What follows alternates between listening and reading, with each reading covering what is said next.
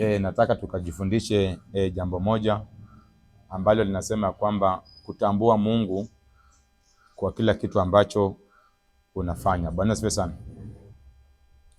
Jambo la kwanza lenye lilifanya Mungu kuumba mwanadamu ilikuwa ni ya kwamba mwanadamu akamtambue. Na si akamtambue tu wakati wa kuabudu, wakati ambapo tunajua ya kwamba maybe ni wakati wa ibada, kama ni siku ya Jumapili, ama kama ni wengine wanaomba siku ya Ijumaa, wengine siku ya Sabato, ama tumekusanyika katika mkusanyiko wa Injili, ndio wakati wa kuabudu. Lengo la Mungu ya kwamba tukapate kumtambulisha lilikuwa kwa kila jambo. Hiyo ndio kitu ambacho tunafaa kuelewa, ya kwamba Mungu aliweza kutuumba tukawe watu wa kumtambulisha katika mambo yote. Lakini sasa wanadamu tuligeuka, tunataka kumtambulisha Mungu ule wakati ambao ni wakati wa ibada, na ibada ambao tunajua ni ibada ya watu kukusanyika mahali pa kuabudu Mungu. Lakini hatutaki kuangalia ya kwamba yale mambo ambayo tunayafanya, je, huyu Mungu anaonekana ndani? So chenye Mungu anataka tujue ni ya kwamba tumtambulishe wakati wa kuabudu. Kama ni wa ibada ni sawa, na wakati tunafanya hata kazi ya mkono hii ambao Mungu alitupatia, pia nataka tumtambulishe. Hata wakati tuko katika ndoa, tambulisha Mungu katika ile ndoa ambao uko ndani.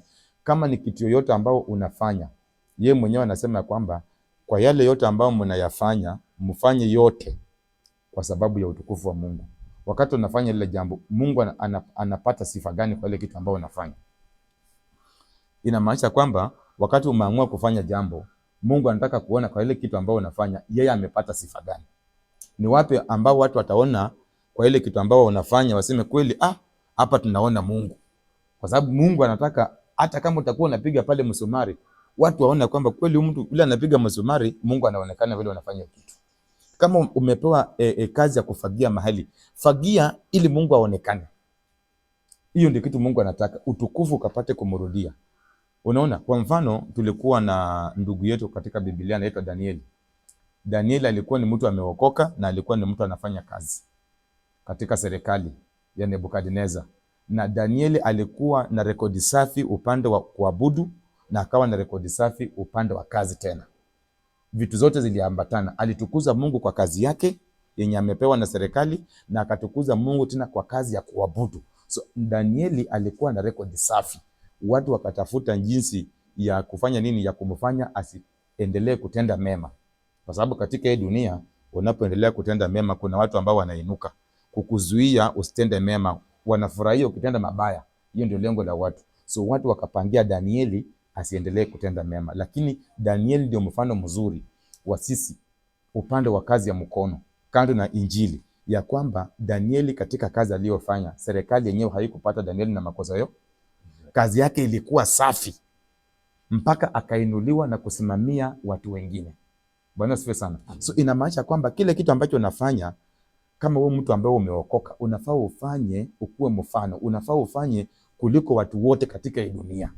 Kama wewe ni mtu ambaye umeokoka, Mungu amekubariki na kazi ya roho, wewe ni mwinjilisti, ama wewe ni pastor, ama wewe ni mtume, na tena akakubariki na kazi nyingine ya mkono. Unaweza kuwa unauza spare parts za simu, unaweza kuwa unafanya kazi ya mjengo, unaweza kuwa unalima. Katika ile kazi ambayo unafanya, ifanye na roho yako yote, ifanye na nguvu yako yote, na uifanye kama mwenye unafanyia Mungu. Lakini sisi watu wengi tunataka kufanyia wale ambao wametuajiri. Unafanya kazi ukisema nasaidia ule mtu ambaye ameniajiri.